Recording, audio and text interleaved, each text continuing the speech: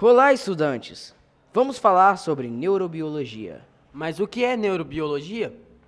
Neurobiologia é o estudo das células do sistema nervoso e da organização dessas mesmas dentro de circuitos funcionais que processam a informação e medeiam o comportamento. A neurobiologia é a junção da biologia com a neurociência.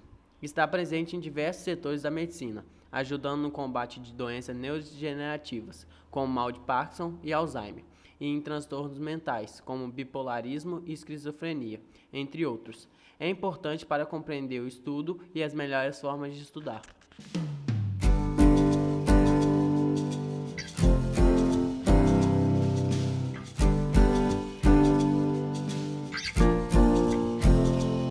O cérebro é dividido em 4 lobos cerebrais: o lobo frontal, parietal, occipital e o temporal.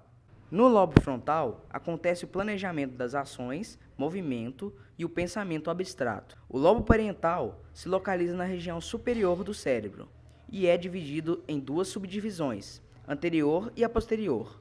A primeira é responsável pela percepção de sensações, como tato, dor e calor.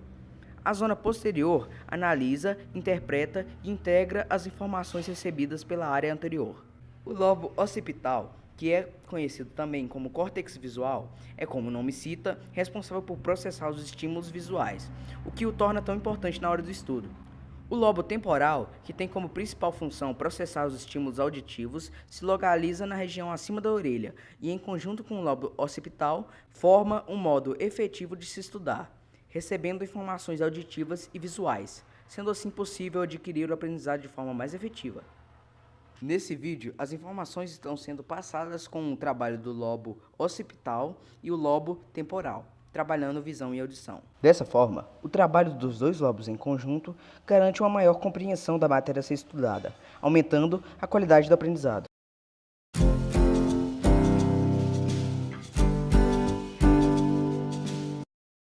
Base do sistema nervoso, os neurônios são células características que possuem a capacidade de estabelecer conexões entre si quando recebem os estímulos do ambiente externo ou do próprio organismo. São os responsáveis por transmitir os impulsos nervosos ao cérebro. As principais estruturas do neurônio são dendritos, corpo celular, axônio e bainha de mielina. Os dendritos são numerosos prolongamentos dos neurônios responsáveis por captar estímulos. Corpo celular é o centro metabólico do neurônio, responsável pela síntese de todas as proteínas neuronais. Axônio é um prolongamento fino, geralmente mais longo que os dendritos, cuja função é transmitir para as outras células os impulsos nervosos provenientes do corpo celular. Bainha de mielina, célula que envolve alguns axônios com a finalidade de acelerar a velocidade da condução do impulso nervoso.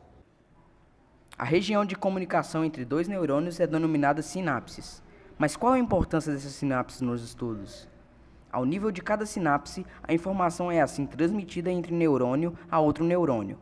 Quando em um processo de aprendizagem, certas sinapses são reforçadas e algumas conexões são privilegiadas. Dessa forma, a memória consolidada e a informação podem ser utilizadas, por exemplo, para fazer uma prova. Neuroglia. Uma grande quantidade de células do tecido nervoso é constituída pelas células da neuroglia, ou simplesmente células da glia. Estas células não têm propriedades dos neurônios, não são estimuladas por estímulos elétricos ou químicos e não transmitem estímulos ao longo de seus prolongamentos. As células da glia exercem importantes funções na nutrição e na manutenção dos neurônios, sustentação do tecido nervoso, e uma população especial de células da glia agem como macrófagos, ou seja, células de defesa, dentro do tecido nervoso. Os neurônios, junto com as células da neuroglia, formam o tecido nervoso.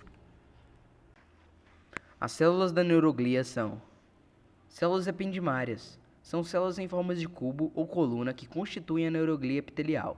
Apresentam um arranjo epitelial revestindo as cavidades do encéfalo e da medula espinhal e são os responsáveis pela produção do licor. Oligodendrócitos. Os oligodendrócitos são células pequenas da glia. São semelhantes aos astrócitos, porém se apresentam menores e com menos prolongamentos.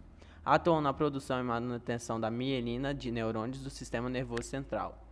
Astrócitos. Os astrócitos são as maiores células da glia. Apresentam longos e numerosos prolongamentos, adquirindo a forma de uma estrela.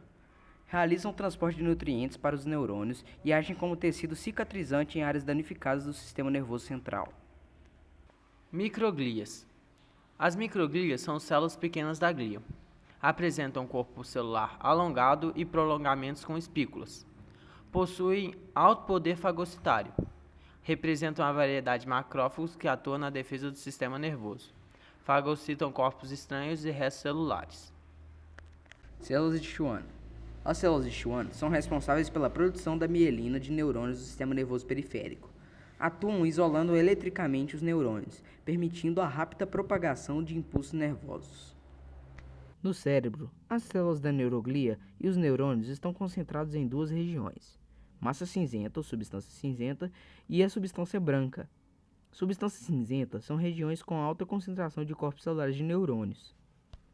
Substância branca é formada por uma porção de prolongamentos de neurônios, em especial os axônios. Como os axônios de alguns neurônios apresentam-se envolvidos por mielina, essa substância dá um aspecto esbranquiçado à substância branca. Hipocampo. O hipocampo é um órgão pequeno situado dentro do lóbulo temporal central do cérebro e faz parte importante do sistema límbico, a região que regula emoções. O hipocampo é associado principalmente com a memória, em particular a memória de longo prazo. O órgão, igualmente, joga um papel importante na navegação espacial. Um dano ao hipocampo pode conduzir à perda de memória e de dificuldade em estabelecer memórias novas. Na doença de Alzheimer, o hipocampo é uma das primeiras regiões do cérebro a ser afetado, conduzindo à confusão e à perda de memória tão geralmente visto nas fases iniciais da doença. Amígdala. Está localizada acima do hipotálamo do cérebro e possui formato de uma amêndoa, e se localiza profundamente dentro dos lóbulos temporais do cérebro. Temos duas amígdalas, e cada uma delas estão situadas a poucos centímetros de distância dos ouvidos. A amígdala está associada com o estado mental e emocional de uma pessoa. Nos seres humanos e animais, esta amígdala está ligada ao medo e ao prazer. A principal função da amígdala é o processamento emocional e social. Ela processa e armazena memórias e eventos emocionais, e também está envolvido nas respostas emocionais. Espero que tenham gostado do vídeo e aprendido um pouco mais sobre neurobiologia. Tchau, obrigado!